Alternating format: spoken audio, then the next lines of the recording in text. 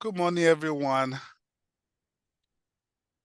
My name is Samuel Eyitayo, and we're so extremely happy that you're able to join us today from all our spaces. We are excited that special guest is already seated, and it will be introduced very soon. We encourage you to please prepare your questions and make sure that you ask any question that is non-policy oriented, because Speak with a Diplomat is a non-policy discussion program with our American officers. They are here to share their experiences with you.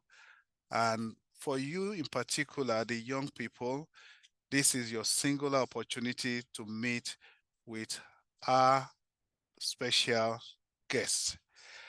I have Grace Lamont, the American Center Director in Abuja, to do the introduction.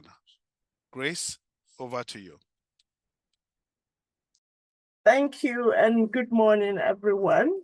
So quickly, I'll be reading a brief bio of Brian. Brian T. Neubert is Cultural Attaché at the U.S. Embassy, Abuja, where he's responsible for public diplomacy engagement and exchanges. He previously served in early 2024 as Senior Advisor to the Partnership for Atlantic Cooperation. As Director of Office of West African Affairs from 2021 to 2023. Brian was responsible for United States policy and diplomacy for 16 countries in the sub-region. Prior to his West African portfolio, he was Deputy Director for Policy in the African Bureau Office of Regional Peace and Security, managing a team of advisors responsible for security cooperation, counterterrorism, and stabilization. Brian has spent most of his 26-year foreign service career in Africa or working on US-Africa policy. He was Deputy Chief of Mission in Mogadishu, Somalia in 2019 to 2020. He has also been Director of the African Regional Media Hub, Deputy Director for Nigeria, and Special Assistant to the Undersecretary for Political Affairs, where he oversees postings for political affairs. His overseas posting also include Kinshasa, Hong Kong, Antananarivo, Moroni, and Ho Chi Minh City. Brian has a master's degree in National Security and Resource Strategy from National Defense University. He has also completed the Foreign Service Institute 9-month economics course with distinction and obtained his bachelor's degree from the Georgetown University School of Foreign Service. And lastly, Brian speaks French and Vietnamese. He's married with 2 grown children. It's an honor to read this rich biography of Brian. Thank you. Thank you, Samuel. Thank you, Grace. Good morning, everyone, and thank you for your patience this morning. We had one of these systems upgrades that created a little bit of a challenge for me to figure out the Zoom call this morning. My name is Brian. I arrived in Nigeria this time in June. As Grace just mentioned in my bio, I've worked on Nigeria a few times throughout my career based in Washington, and that has given me an opportunity to come out and visit Abuja and Lagos. I've been to Lagos again since I've been back. Look forward to spending more time there. I also, so far, have managed to travel to Kano and Dutse. So trying to get out of the major cities and make sure I'm meeting people from all over Nigeria. And I know Ambassador Mills, who arrived a little bit after I did, and other colleagues at the embassy. We're going to do our best to do that. But in the meantime, when we're not traveling to see you every week and we're not getting there as often as we might like it is a great opportunity to use technology to be able to speak with you virtually. And I'm really grateful to Samuel and Grace and Daniel for all of the support that they give to our American Space directors. And thank you to all of you. I met a number of you in Lagos a few weeks back. And thanks to all of you who are joining from our American spaces around the country. We very much want to have an opportunity to speak with you and hear your questions and hear from you. Much like the United States is not defined by just Washington or just New York City or just Los Angeles, we know very well that Nigeria is not defined by just Lagos and just Abuja. And all of you out in Sokoto and Ikeja and Ibadan and just looking across the screen, the different places where you are, Uyo and Bauchi, Benin City. I see Kano here, where I have visited Makurdi, where we hope to visit soon. Again, welcome to all of you, and thank you very much for joining. I'm very keen to hear your questions about diplomacy and about the road to diplomacy and the purpose of diplomacy. I'll start with just two brief stories about my career, how I came to do this. I've been a diplomat, American diplomat, for 26 years. I had the very fortunate experience that I discovered this career when I was 17 years old. I have David Rood to thank. Dr. David Rood was my history teacher in high school, and I studied American history with Mr. Rood, and then I studied an elective on the Vietnam War, the American War in Vietnam in the 60s and 70s. And throughout my school career prior to going to university, I had been very interested in history, geography, world cultures, economics. I wasn't sure what I wanted to be when I grew up. I come from a family of service. My uncles and grandparents served in the American military. Some served in World War II and in other conflicts in the middle of the 20th century. And then on my mom's side of the family, many firefighters, New York City Irish Catholics. Culturally, many of them went into firefighting, and some went into the police force. Is sort of what they were famous for about 40 or 50 years ago. And I have a cousin who's a third-generation firefighter serving the city of New York City. So I knew I wanted to do service. I wasn't sure if I was brave enough to be a firefighter or to serve in the military. And I took Mr. Rood's class on the Vietnam War, and I learned about the Paris peace talks. I learned about the peace that was eventually signed to end the Vietnam War, to end that period in America's difficult period in America's history. And that was the first time I was exposed to the State Department. And so as a 17-year-old and an 18-year-old, I looked at universities. And in those days, this was before the internet. So we had these large books. There were these Barron's. Barron's was the publisher, and they were 3 or 4 inches thick. And they had sort of every university in the United States and bunch of universities around the world, and you could look through, and if you wanted to study a particular discipline in a particular part of the country, maybe the size of the university, whether it was urban or rural and so on. And Georgetown University has a school called the School of Foreign Service. I thought, well, that's a good place to start. And I was, again, very fortunate having chosen this career path and this education path to get into the School of Foreign Service and to study at the School of Foreign Service. My senior year, a few years later, American diplomats take an exam, a written exam, and then an oral exam to be selected for the Foreign Service. And my senior year, the exam was not offered for a couple different reasons. So that was a bit unfortunate. So I went and worked for an environmental think tank for a while. I'm not a scientist, and I wasn't an environmental policy expert, but it was something I was interested in, and I contributed as a research analyst for a couple of years. But the exam was eventually offered, and I was fortunate to get in to the Foreign Service. And at 23 years old, I started this journey. During that time, I was interested in the environment and in conservation, in addition to being interested in peace building, peacekeeping, peace talks, and the role of diplomacy in either avoiding conflict or ending conflict. And I studied in France in high school, but then in college, I studied in Kenya, and that was my first experience in Africa. I studied wildlife management for a summer semester, and really came to be very interested in U.S. national security interests, U.S. diplomatic interests in sub-Saharan Africa, not just in environmental conservation and in health and economic development, but all of different elements of American diplomacy in Africa. So those two sort of formative threads from the time I was 17 years old until I entered the Foreign Service at 23 years old led me to look at assignments in Africa. And my first assignment was in Kinshasa, in Congo. I arrived there in 1998.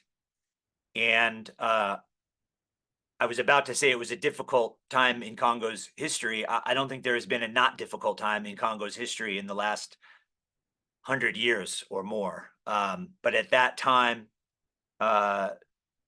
Kabila had just overthrown Mobutu, who had been running the Congo for decades. Kabila would later be himself assassinated and replaced by his son, Joseph Kabila, as president for a couple of decades. But when I was there, the first of that chapter, the first UN peacekeepers were coming in. So I was back in Africa, in a different part of Africa. I was working on a peacekeeping mission. I was working on humanitarian affairs, which are varied and complicated in Congo and very, very important. But all of those things sort of came together, and I felt very fortunate. It was a tremendous challenge. I had an enormous amount to learn early in my career, but these things that I was interested in and that I pursued in my studies came to pass in the very first assignment that I had. And from there, I went to Hong Kong and I worked on economic diplomacy, and I've done a lot of work in economic diplomacy throughout my career, and I think they're very closely related. I'm an economic officer, and so you have the economic nexus between, for example, energy security, and in a place like Nigeria, electricity is so important, and the shortcomings of the electric grid may hinder economic development and job creation.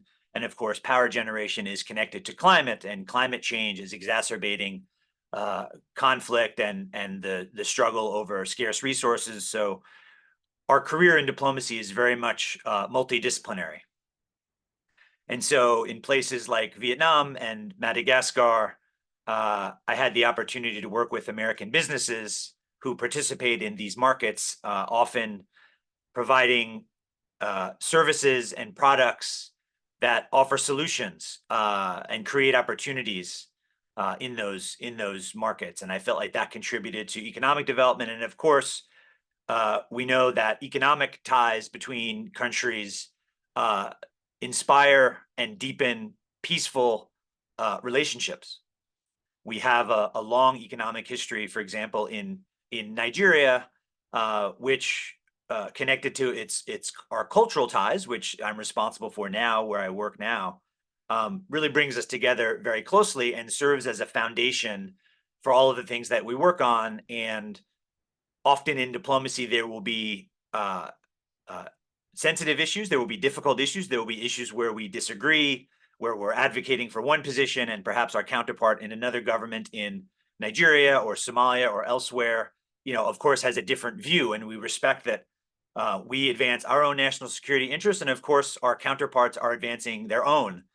But when it is founded in an economic relationship where we rely on one another and it's a win-win, and when it is founded on strong cultural ties, people-to-people ties, in the example of Nigeria, they are too many to mention in terms of Nigerian students in the United States, Nigerian Americans who trace their heritage back to Nigeria, who have come back to invest in Nigeria, or Nigerian business leaders in the United States. That foundation is so important for Ambassador Mills, for Consul General Will Stevens, for all of us at the mission and in the U.S. government to navigate the bilateral relationship, because we're working through difficult issues together, some global issues, with that very, very strong foundation. And so going all the way back to that high school class that I mentioned, I have, over the course of over a quarter of a century, seen what peace building looks like. I've seen what diplomacy looks like. And it is more than just, very famously, the Paris peace talks, they were arguing about the shape of the table and how many tables, protocol. And those things are important, was China going to have a place at the table, and were we going to directly negotiate with the North Vietnamese, or were the South Vietnamese going to negotiate with the North? All of those parameters of negotiation and the things you see in the news today, there are conflicts in the world where the format and the structure of negotiations are so important. But over the long view, what I have seen throughout my career is it's that foundation that is so critical. One could say that the relationship, for example, between the United States and China at the moment is a bit tense. We don't perhaps share, we don't share a lot of the same views on a number of issues that face each of our countries and that face the globe. But not too long ago, the embassy in Beijing, the American embassy in Beijing, brought out a symphony. And Americans love music. We have a great, rich history of music. Chinese culture goes back thousands of years, and most Chinese appreciate music of all different kinds and styles. And Ambassador Burns found that ministers in the Chinese government who he had not gotten to know very well or had not been able to meet accepted an invitation to come see the symphony. And so here was culture that was sort of breaking the ice a little bit, and he was able to meet them socially in sharing culture, and then build a relationship and build some trust to then get some business done. And that, I think, is a very striking example. And we have countless examples of that here in Nigeria. We try to do that every week on a grand scale or on a smaller scale through our American spaces. And so I'll just end by saying this work of diplomacy, it is a great privilege. I mentioned service in my family history. That meant a lot to me. I was originally inspired by this notion of peace. I had this dream when I was 17 that I was fortunate enough to be able to pursue when I was accepted into the Foreign Service, and then found the career to be very rewarding. There was no guarantee that when I actually did it, I would love it as much as I hoped, and I have really loved it. And I think the last thing I'll leave with you, which is, I think, a lesson to all of you, no matter what career that you're in, one of the great privileges of being a diplomat is I am a lifelong learner. I must constantly learn. We don't stay in places for 10 or 15 or 20 years. I come to know a place the best that I can. I never become truly an expert on a country, even in the 4 years I spent in Madagascar and Comoros, 3 years in Vietnam. I've been here for a few months in Nigeria. I believe diplomats, American diplomats in particular, must really be humble about what we think we understand. The same way a Nigerian who goes and visits the United States for a couple of months will learn an enormous amount and will build a network, and I hope it will be life-changing, but they won't automatically become an expert. I'm not going to automatically become an expert, but I do have the privilege of learning. And I learn by meeting all of you and trying to spend time with you and speaking with you, but also taking your questions. And that work of a diplomat, reading a country's literature, reading a country's history, coming to speak to Nigerians who are of my generation, an older generation, respecting elders, but also young generation, and what is their perspective, is extremely rewarding. And then it can inform my work as cultural attaché, so that I am laying a foundation for peaceful and productive relationships between the United States and Nigeria. So that has been my path. Again, thanks for your patience while we sorted out technology this morning. I think I've talked long enough, and I look forward to hearing your questions. Samuel, thank you. Very, very kindly mentioned this is not intended to be a policy conversation.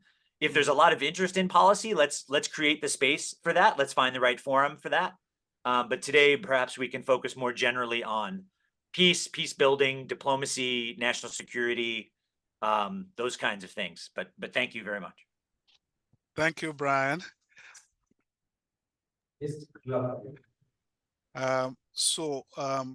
We'd like to ask everyone, please, if you have any question, you can raise your hand in respective locations, and we oblige you.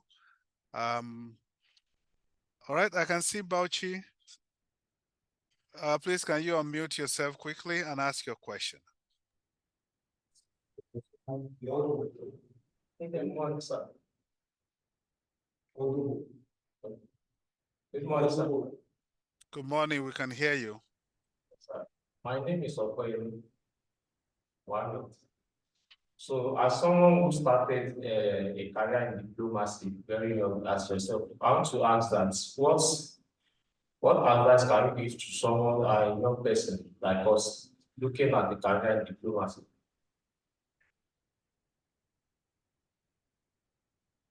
Well, I'll say two things. The very specific thing, and I'm not familiar with Nigeria's diplomatic service, but I would say the first thing is to understand what the requirements are to join the diplomatic corps.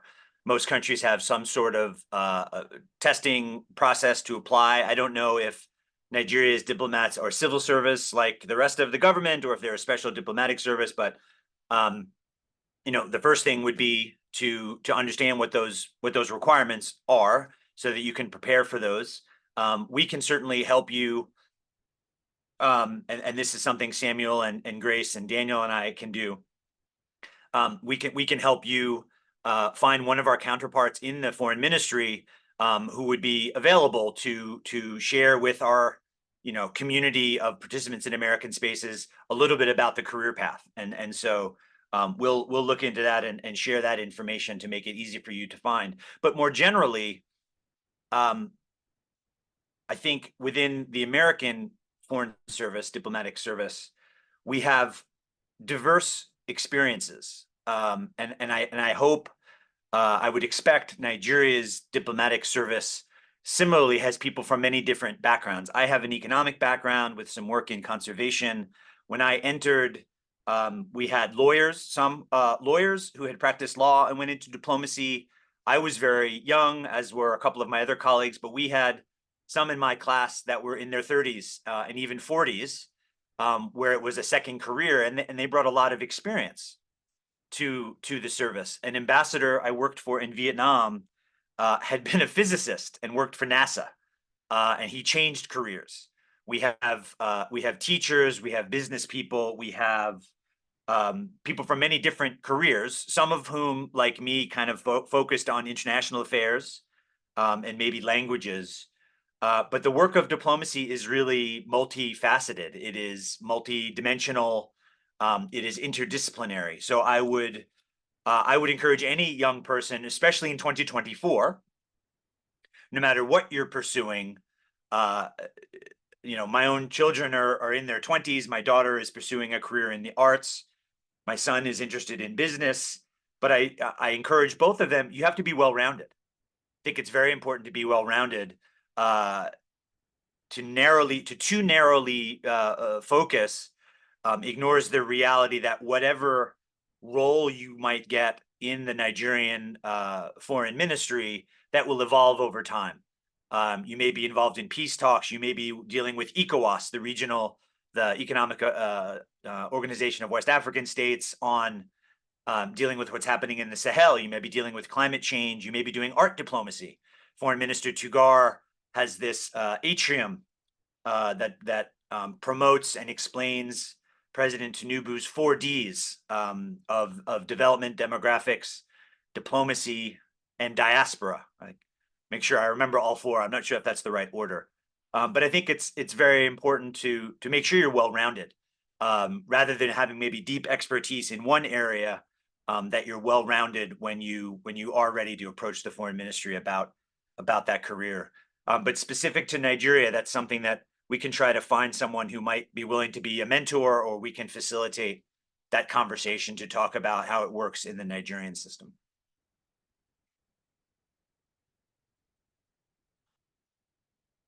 All right, so we go, thank you very much, Brian. We go to Benin City, and then we go back to American Center. Is American Center ready? Okay. Morning. Good morning. Can you hear me? Yes. Okay. Okay. All right. Just hold on, thank you. American Center. Hold on. Brian, good morning. Morning.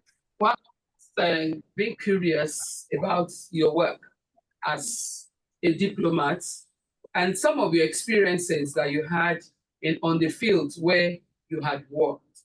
And so as teachers that we are, we know that it may not be very possible for us to be out there. But in our various classrooms, it is possible for us to share one or more of your experiences that could actually influence our classes and help us to be peacekeepers and also to be diplomats in our little corner in our schools. So I want you to share some of your experiences, practical experiences with us. Thank you very much.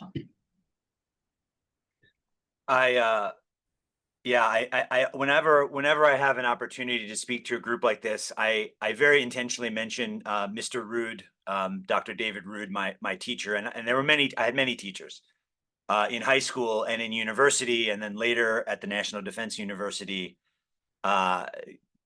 You know, teachers make every other career possible. My wife is a teacher, comes from a family of teachers, so I certainly always want to acknowledge and recognize the important role that teachers play everywhere, and you know, not an easy job. I think it's very rewarding, but I know from having dinner with my wife every night at the end of a long day, it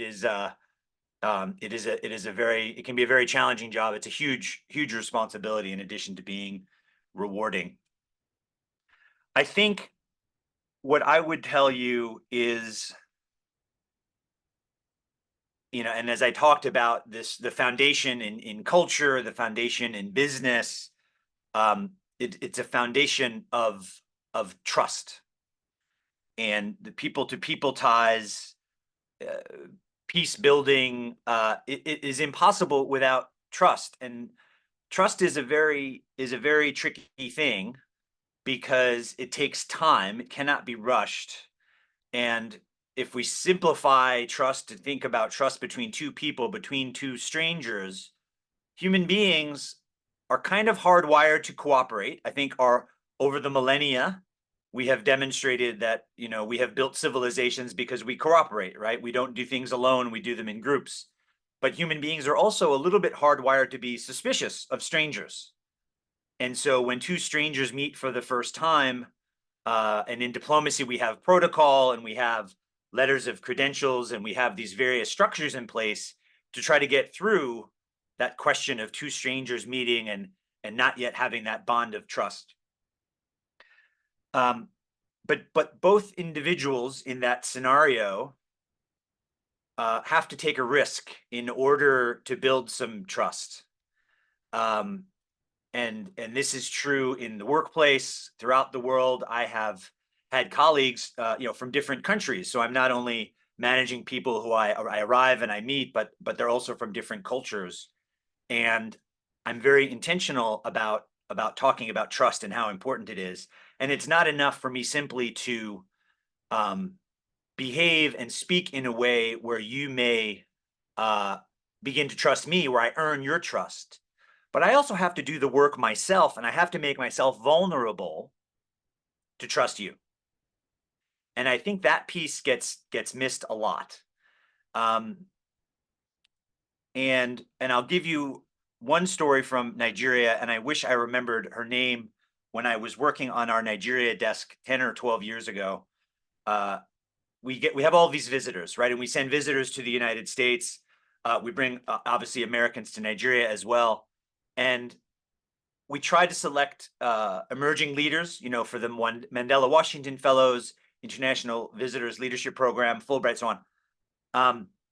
And so this Nigerian woman came to see me. She was very brilliant. Such a great selection. I want to say she was from Kano. I know she was from the north. I forget exactly where she was from. I forget exactly the nature of the program that she was on. She was very fascinated by the program. She was a great selection. And she had a PhD in religious studies of some kind, I think Islamic studies. She told me she had 2 daughters, both of whom were engineers. And I thought, this is really interesting. This is a woman from the north. And at the time I knew less about northern Nigeria, but in a country like Nigeria, I knew for a woman of her age, she was older than me at the time, to have obtained a PhD was quite something, and then for her daughters to have the opportunity to study and have become engineers. And I tell this story because early in the conversation, I said, she asked about our policy, and I said, I feel like, and I feel this today as much, I said, I feel like the perception of the United States, our foreign policy, is that we are arrogant. And I think we deserve that reputation sometimes. I think sometimes that we do behave in a way that is arrogant. And I said to her, I personally believe we could do better if we were more humble. And I just sort of mentioned it. And at the time, this was something I was kind of kicking around as an idea in terms of messaging, in terms of the things I was working on. And we continued to talk, and I got to know her a little bit better, and I heard more from her, and we talked about the program, and I talked about what she might do when she comes back, joining our alumni community, staying in touch with the embassy, things we might do to support the various wonderful things that she had already done and continue to do. And after 20 or 30 minutes, she said, I thought you were kidding when you mentioned humility at the beginning. I didn't think you were serious when you acknowledged that you thought the United States was arrogant.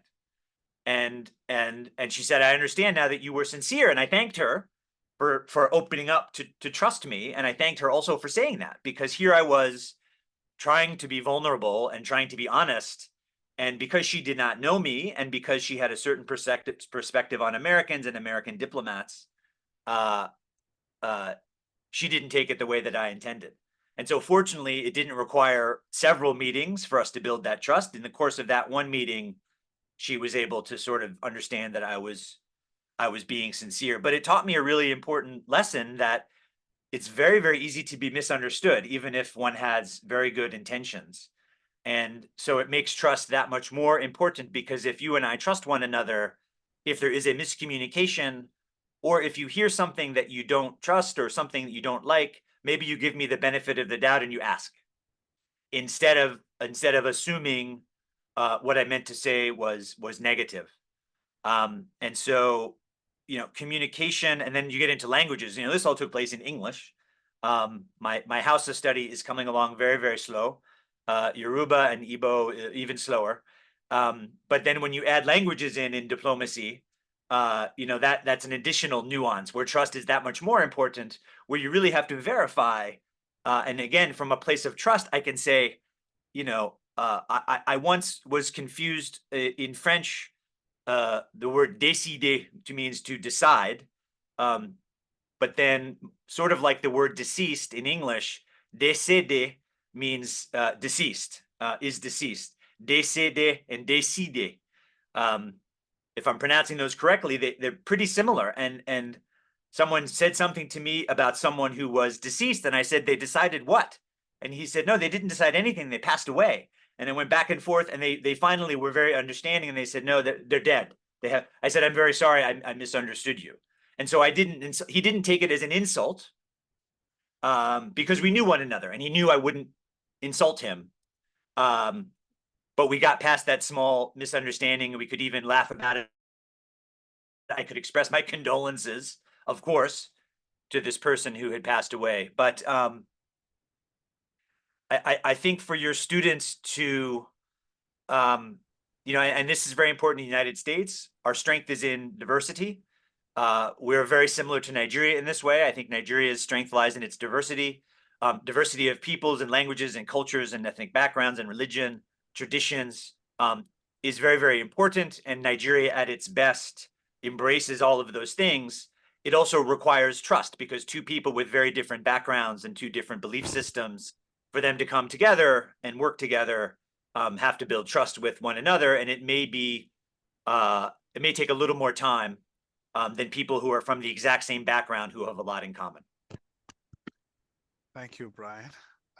We now quickly go to Maiduguri, and then I will ask Grace to please read the questions in the chat afterwards. Maiduguri, over to you. Good morning, sir. Good morning. Good morning, sir. Good morning. Good morning. Thank you very much for your time. My question is, from your biography and from the presentation you gave, you've spent much time, or you spent times in challenging situations and challenging countries. You mentioned that you spent time in Somalia, Congo, where they are very suspicious of foreigners, and it's a very difficult terrain, so to say. So how have you been able to adapt to these different cultural environments and diplomatic contexts? And what are the specific skills you've developed personally as a diplomat to be able to to record such resounding success? Thank you, sir. Thank you. It's I had prepared my remarks and I tried to be brief, and some of these questions are really bringing up things that I have to make sure to include in the future. And I know the last answer was a little bit long, but I think it was really important. It got at something really important, and this inspires me to talk about something else I haven't mentioned yet, which is hope. And at some point in my career, someone said, as an expat, as a foreigner, he was actually a business person, working in a particular market. But as a diplomat living in a country, he said, if you cannot keep hope, you should go home. And I have lived that. It is important in diplomacy, no matter where I have served. And I have tried to build trust and build a foundation for peace and, do all the things I've been talking about to facilitate a strong relationship between two countries, overcome misunderstandings, build, in my current job, cultural ties, build, business ties, all of those things. It is critically important that as a diplomat, I maintain hope and optimism, that I express that hope, find a way to express that hope in a real way, not in a theoretical way. And hope does not have to be naive. I can be very hopeful about Nigeria without ignoring very, very serious challenges. I can be hopeful about what the United States can accomplish in Nigeria, while still acknowledging that many of our goals will take years and even decades to accomplish together. My hope is founded on the belief that in most areas of U.S. national security and our diplomatic priorities, what the mission in Nigeria and Lagos and Abuja and throughout all of our American spaces, it is generally aligned with what the government of Nigeria aspires to accomplish here, and generally is aligned with the dreams of the Nigerian people. So that helps me to have hope. I have to justify that. I have to demonstrate that. We have to prove that is the case. And one way we've tried to do that, I'll just show this. I hope you've seen hard copies of this or the electronic version. This is from last year, Report to the Nigerian People. We're updating it for 2024. It explains all the things we're doing here.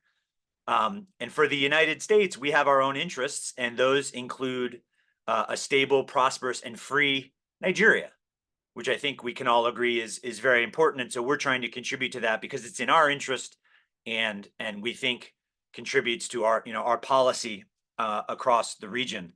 But in doing all of that, hope is so important. If I express hope and if I embody hope, it will lead me to meet great partners.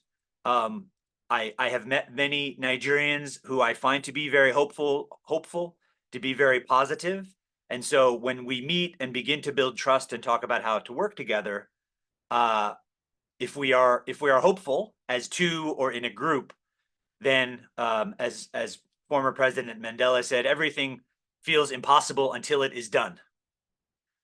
If we are hopeful, then we can move past the sense that it's impossible to where we get to where it is done. And so in places like Somalia, in places like Congo, I have maintained that hope, sometimes even in the face of some serious challenges. And I will confess, again, going back to being humble, there are times, I don't think I've lost hope entirely, but there are times where it has been harder to be hopeful. It's been harder to be optimistic. The world across Africa, across Nigeria, across the United States, there are things that are very hard to observe, that are hard to fix, feel impossible to fix, and there are times where I struggle to maintain hope, but I find a way to continue, and community is very important.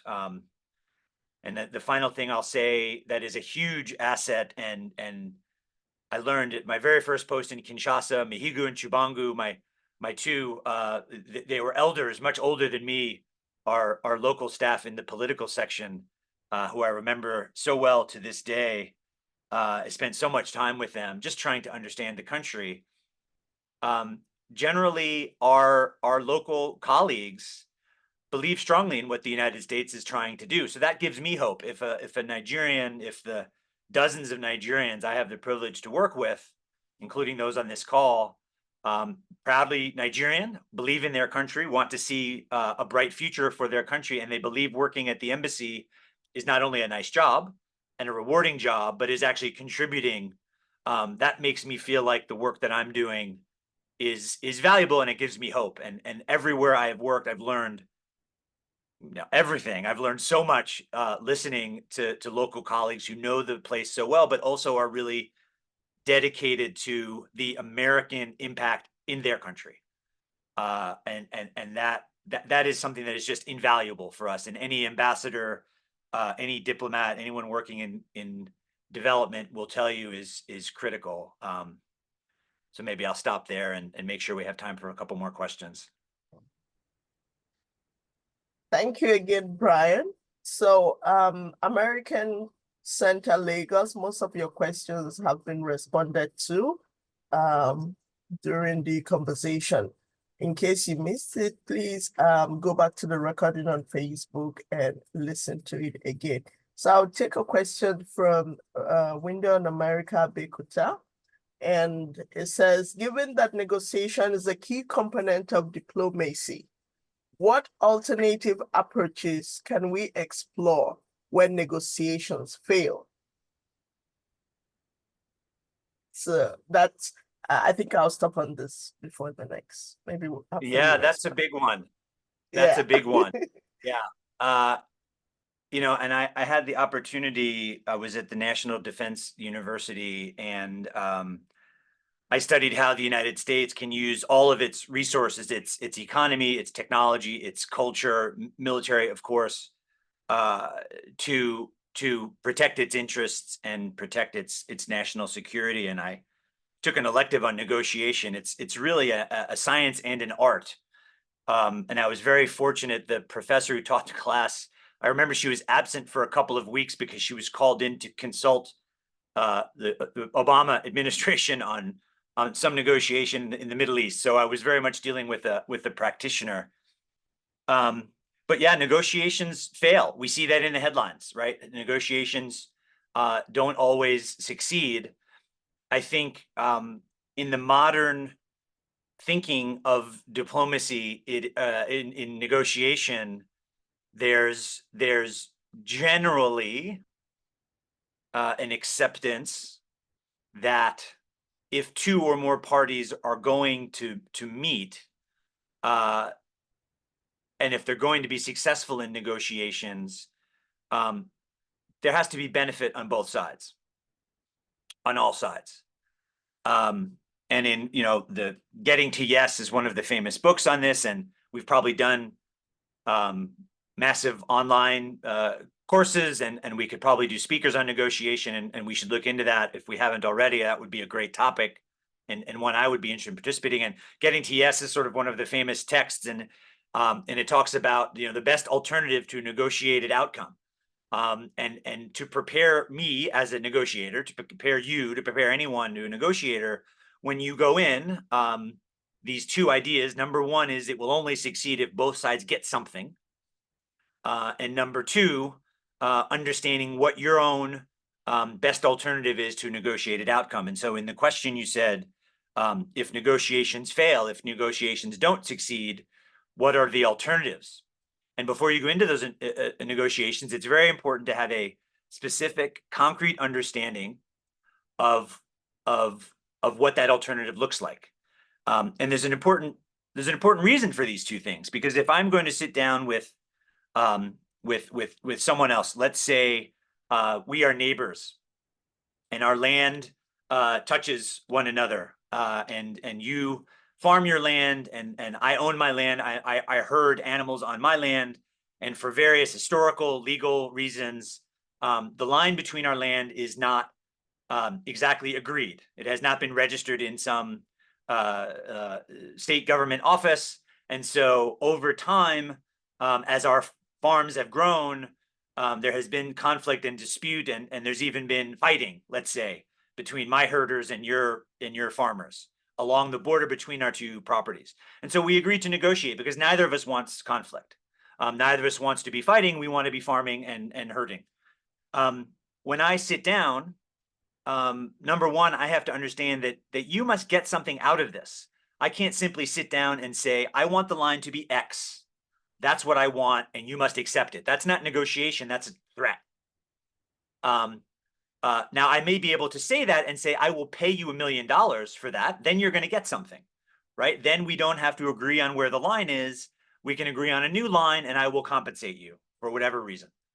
But I have to understand what you're going to benefit, because you're not going to agree in a negotiation. The negotiation is not going to succeed if you don't get something. I mean, it's a very basic notion that you have to put yourself in someone else's shoes. That's very important to trust. If I'm negotiating with you and you don't see my interests, well, why should I trust you? Why should I work with you? But then the second thing is understanding what is the best alternative to negotiated agreement. If my alternative is the police, do I think they're going to solve it? If my alternative is appealing to a government authority or to a judge, do I think that will succeed? Maybe it will succeed, but be very expensive. That will lead me to be more compromising or less compromising in that negotiation. And so I think one of the ways that negotiations fail is when a negotiator shows up. They know what they want, right? They have a list maybe from their political leadership or their business leadership. Here's what I want. Okay, great. Thanks for telling me what you want.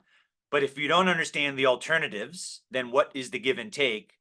And moreover, if you don't understand or not ready to offer some benefit to the other party, why would they ever agree? I mean, those are two very basic things. I hope the example I gave, I tried to simplify it. I hope it's not too controversial. But in that example, even if those two landowners come from very different backgrounds, if they're women, I feel like they'll probably reach an agreement. If they're men, maybe they'll be more stubborn, if I could be a little bit sexist in that regard. But one would hope fighting is not serving anyone's interest. I suppose if they think they're going to win, but we're assuming in this scenario that this fighting back and forth has been counterproductive. And so then the question is, how do we reach a compromise so we're not fighting anymore? Perhaps we create a buffer that's a mile wide between our two areas of land, and we agree to share, and we come up with some kind of way to do that, pooling our resources, whatever. We bring in experts that can create those kinds of alternatives. But again, from the outset, it is so important to understand, well, what is your alternative? If your alternative is really horrible, then you're in the hot seat. You'll want to reach an agreement. If your alternatives are good, if you don't need a deal, then maybe you're wasting your time. And if your counterparts got great alternatives, they may not look to compromise. But really to fail to put oneself in the other's position is certainly a recipe where there won't be a successful outcome. There's a lot more to negotiation, but I'll keep it to those 2 points. Thank you very much. I think that also responds to the question we have from American Space Kano. It's in line with what Brian has talked about. So except there's any other question, I don't see any on the chat box. I will turn the mic over to Uncle Sam. Thank you. Okay, thank you very much, Grace. Can we go straight to Oka? Oka, please unmute yourself. Then Immediately we go to Makurdi and then we hand it up with Ibadan. Quickly, Oka. Thank you, sir. Good morning, sir. Thank you very much for the insightful session. Though I don't know if this is actually a contribution or advancement, that is when it comes to national security of the United States. Now, I once performed an open source intelligence on someone in the United States, and I was able to get credible information. Meanwhile, it's actually hard to find in other countries, more like the UK, and so like UK now is guided by the policy GDPR. I don't know if you've come across the GDPR. Meanwhile, the United States, if you're in another country, you can actually get information of a citizen of the United States. So is it that, the question is it that the internal policy or the international policy does not cover the information policy of the United States citizen? Thank you. Well, there's two, I would say, two elements I would offer to your question, if I understand it correctly. Certainly when it comes to government policy and when it comes to a government official, a degree of transparency is very important. One of our famous career diplomats, who was also a spokesperson for the department, used to say that no policy is real until we've defended it at the podium, where members of a free press have come and asked questions and been critical of a policy. So transparency in government is very important, and in general, a degree of transparency in business, in civil society, and religion, in any area is important for credibility. If one is not transparent to some degree, it is hard to build credibility and hard to build trust, which I've been talking about this morning. As to your specific question, the other element is privacy, and the United States, at least, has laws, but also a culture that respects individuals' right to privacy.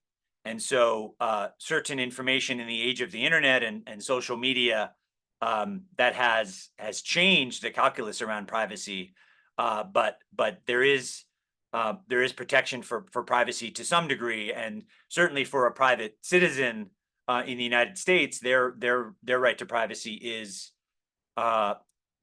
largely protected until they go out into the public sphere and say something or do something, and then that becomes part of what is in the public domain. But at least in the United States, I can't speak exactly for other countries. Countries like the UK will have certain kinds of privacy protections. So there's a balance between transparency and, again, transparency in government, certain kinds of transparency in business when it comes to safety and other elements of credibility are very important. There's also an element of privacy. I hope that sort of addresses what you're talking about, but a lot of what our team here and in Lagos does, working with the media, is on this question of accountability. And civil society, watchdog kinds of groups, a free press has an incredibly important role in a democracy. In Nigeria's very large democracy, in the United States is very large, complicated democracy, has a critical role to play in holding elected officials accountable and improving governance over time. And so I think that's an important element of an answer to your question as well. Thank you very much, Brian. Can we quickly get to Makurdi? Makurdi, over to you.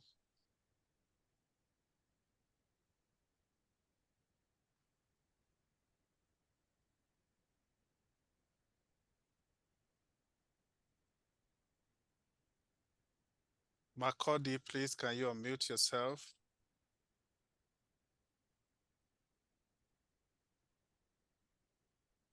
Go ahead.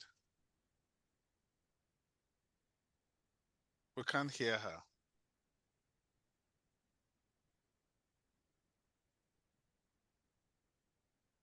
Okay, you can type in the question. Can we have Ibadan now?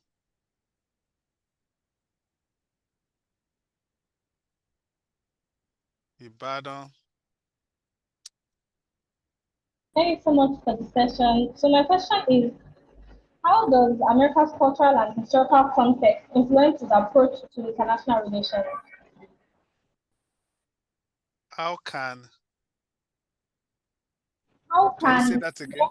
cultural and historical context influence its approach to international relations, specifically in Nigeria? Your question is not clear. I think cultural and historical connections, how that informs diplomacy. Yes, basically. Okay. Well, in both of our countries, in the United States and in Nigeria, I think we can all agree that government does not have all the answers. And in fact, much of the progress our countries make in areas that we care about, in peace and understanding, in economic development, job creation, creating opportunity, improving health, much of this takes place in the private sector, and it takes place in civil society.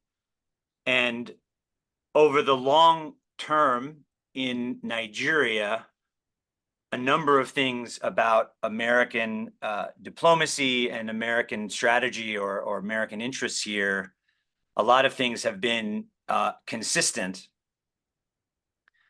And one of those has been our exchange programs, which are not limited to the cultural sphere, but certainly with a heavy investment in cultural ties between our two countries that date back generations. But these are ties that engender a common understanding between our countries and build trust and give us a baseline, give us a foundation upon which we can accomplish all of our other work. I think it's especially true in language. You know, I've studied 3 or 4 or 5, 6 languages, some better than others. And whenever I study a language, it's not just the words. It's not just that this word has this meaning or is pronounced this way or is written this way with these markings. But you have to understand the culture. You can't separate the culture from the language. You can't separate the culture from the economy, from the democracy, from the stability of the country. And so over the long term are many thousands of exchange alumni, the many tens of thousands that we have the privilege of welcoming into our American spaces, like all of you I see on the screen today. That builds a baseline for anything that we try to accomplish. When the ambassador goes into a meeting, if the minister or his chief of staff was not a visitor to the United States, perhaps someone else on the team was a visitor, or through one of our programs over the last several decades has had some exposure to the United States. And if someone wants to believe the United States cares about Nigeria, if a Nigerian is wondering, does the United States care about Nigeria? One of the things you might ask yourself is, well, do you understand anything about Nigeria? And if I'm going to profess to know anything about Nigeria, I have to know something about the culture and tradition and heritage of the country. And in a very specific way, I can talk about some cultural preservation efforts and investments that we have made. We had a College of William and Mary working in the South, mapping an ancient city. This may contribute to opportunities for tourism, but it will also conserve really important data about this ancient part of Nigeria's history in that part of the country. The Nok community and the art and heritage of the Nok community in Kano is another area where we're working with a partner. We have funded a grant to help conserve those traditions for future generations so that young Nigerians can still learn about their own country's history, and we can contribute to that. We also have something where we're going to work on languages. We also have something working on the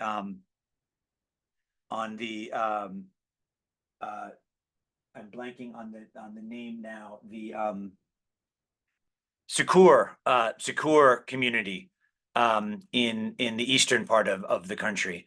And we do that because it's the right thing to do. We do that because perhaps these communities will will welcome the effort, conserving their culture. Perhaps it creates tourism opportunities, certainly internal Nigerian tourism, if someone from one part of the country wants to learn about the history of another part of the country.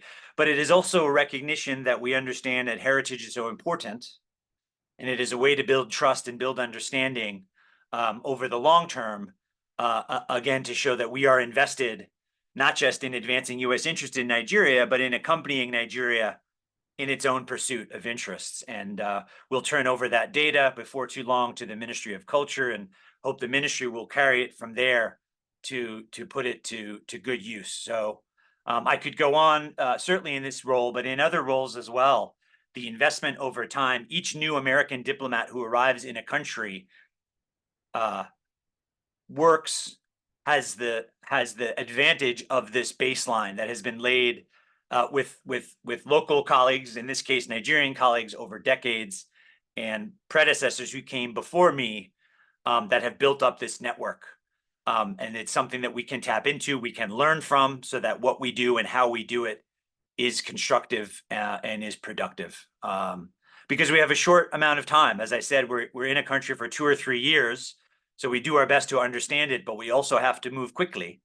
And so that investment over many decades in cultural understanding and exchange, in interacting with all of you, allows us to do that efficiently over time, has been my experience.